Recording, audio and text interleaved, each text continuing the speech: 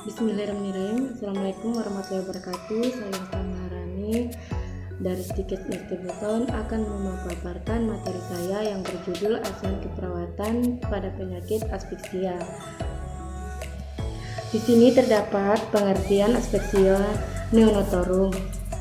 Asfiksia neonatorum adalah bayi yang baru lahir yang mengalami gangguan tidak bernapas secara spontan dan teratur secara lahir. Asfiksia ini biasanya disertai dengan keadaan hipoksia dan hiperapneu serta berakhir asidosis. Sebelum mengalami gawat, janin akan mengalami asfiksia sesudah persalinan. Masalah ini berkaitan dengan ibu tali pusat atau masalah pada bayi selama atau sesudah persalinan.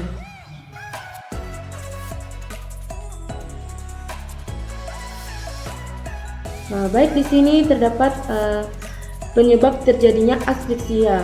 Yang pertama yaitu faktor ibu yang tidak mencukupi akibat hiperventilasi selama anestesi, penyakit jantung, siniosis, gagal pernapasan, keracunan, karbon monoksida, dan tekanan darah ibu yang rendah akan menyebabkan asfiksia pada janin. Gangguan aliran darah dapat menyebabkan berkurangnya pengaliran oksigen ke plasenta dan janin.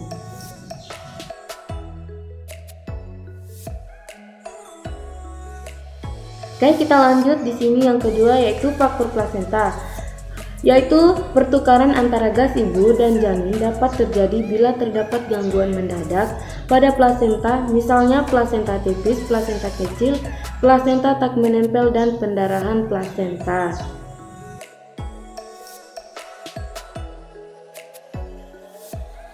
Baik, kita lanjut yang ketiga yaitu faktor fetus.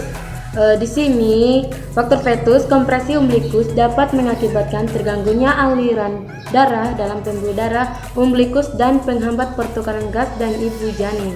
Lanjut yang keempat, faktor neonatus, yaitu depresi pusat pernapasan pada bayi baru lahir dapat terjadi karena pemakaian obat anestesi atau analgetika yang berlebihan pada ibu secara langsung, pusat pernapasan maupun trauma yang terjadi pada persalinan, misalnya pendarahan intrakranial.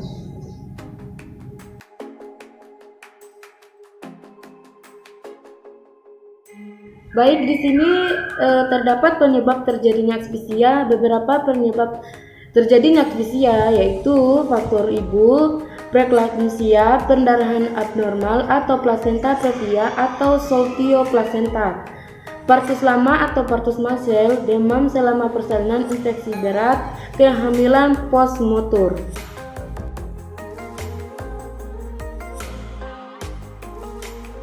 Oke, lanjut yaitu B, faktor bayi prematur sebelum 37 minggu kehamilan, persalinan sulit atau letat sungsang, bayi kembar, distosia bahu, ekstraksi ponsel. Maksudnya porsep.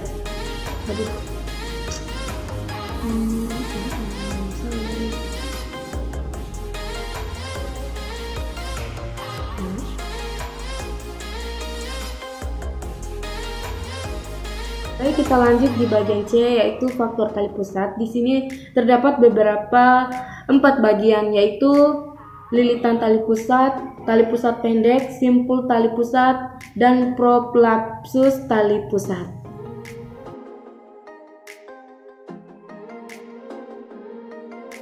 Oke, di sini kita lanjut yaitu pernafasan spontan tergantung pada kondisi janin pada masa kehamilan dan persalinan. Oksigen dan penyembangan paru merupakan rangsang utama relaksasi pembuluh darah paru. Pada saat pasokan oksigen berkurang akan terjadi kontriksi anterior pada organ seperti